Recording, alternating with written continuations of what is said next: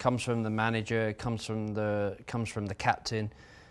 But we were lucky, yeah. We had, when I first moved to United, you had players like Brian Robson as captain, you had Steve Bruce, you had Kit Ince, you had Keeney, all of these strong characters. But actually, there was a lot more captains in the team than you realised, and that's really, it all comes from the manager. The manager, and I think he's such an important aspect of anything that happened at Man United. But I look at all the players that were under him, and they all always talk about the influence that he had on them.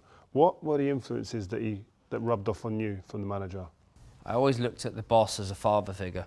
I moved up from East London when I was 15 years old, and he was, even though he was Manchester United's manager, it was like my dad, and the kind of relationship that we had was incredible, because he knew when exactly to put his arm around you, but he also knew what player could, take a little bit of a stronger word, or needed a little bit less, and I think that's why we had the success at Manchester United that we had. It's why the players wanted to play for him. And really, my relationship with the manager, people always talk about, the difficult times.